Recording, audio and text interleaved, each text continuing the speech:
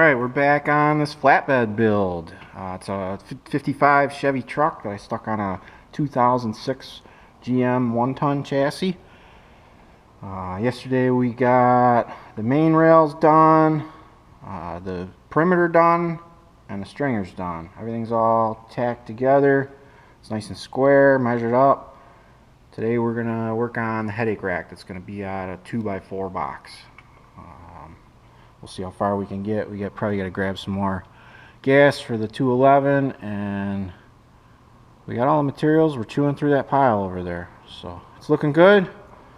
Let's keep it moving. Get going on this headache rack.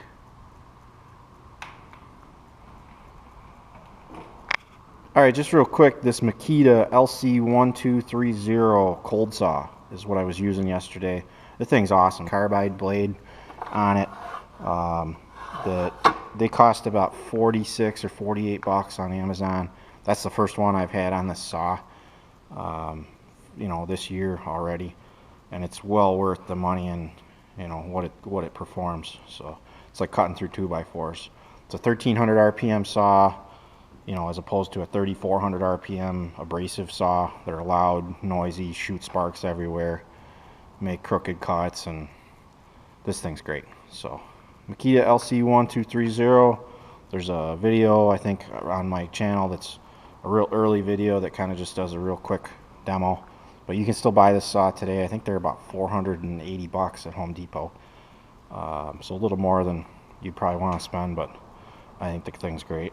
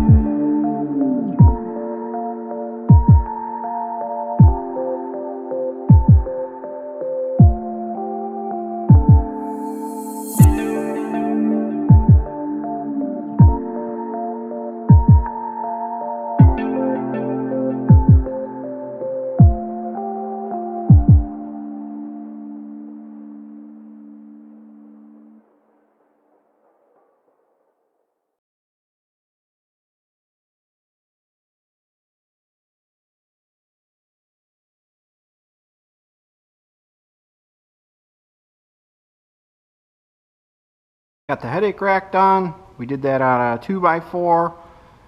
The bottom ended up being a 15-degree cut. So up at the top we ended up doing 37.5 degree because 75 and 15 is 90, so half of 75 is the top angle, and then the cross angle was another 15 degree to match up. So a little bit of 7th grade math, not too bad. Got her on the first try, nice and square and straight, and the gap in the bottom ended up being exactly 16 inches between the flatbed and the crossbar. So 2 rough cut 8-inch planks will fit perfect right in there. Once I pull the flatbed kind of lifted up with the truck, I'll have room to put some flat bar behind to attach the lumber to.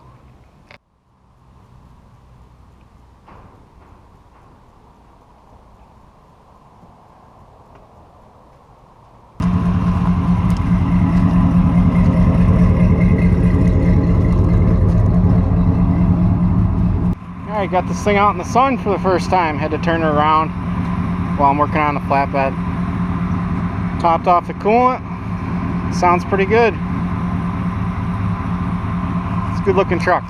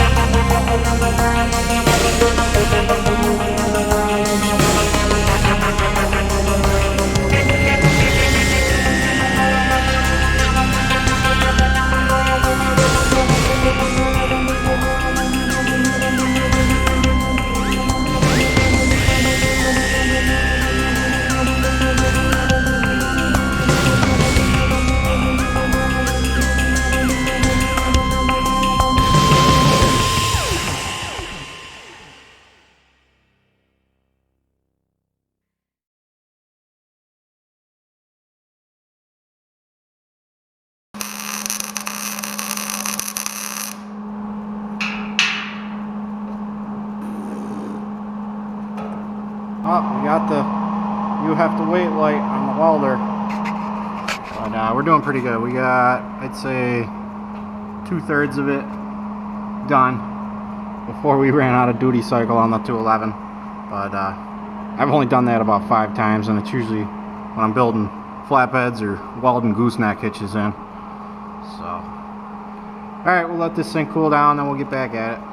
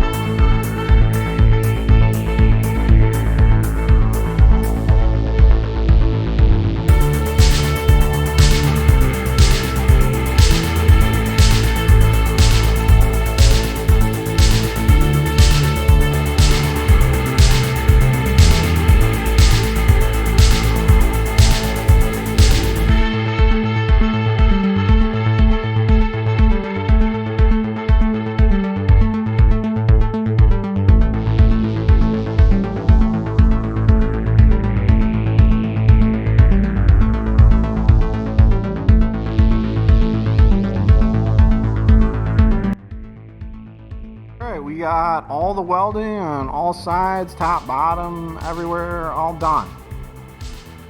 The only thing left we got to do on the flatbed before we put it back on the truck is I put some 2-inch flat bar here to attach the headache rack planks to. So let's cut those out, get them welded on, and then get it back on the truck. Looks good. It's pretty good welds.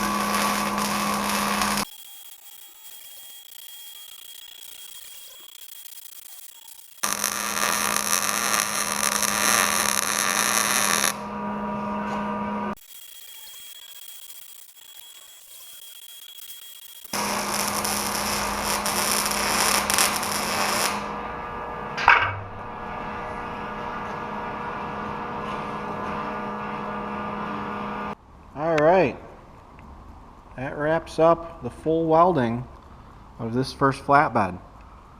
She's ready to go back on the 55. We got all the cross members welded in, the main perimeter all welded up, the headache rack plank mounts. We'll end up screwing through here for the 2 planks that'll be there. Everything all looks nice and straight. It's looking good. It's gonna be a sharp truck. Alright, hit that subscribe button if you didn't already. Help out the channel grow. That's a wrap on episode 2 of building flatbeds. Thanks for watching, guys.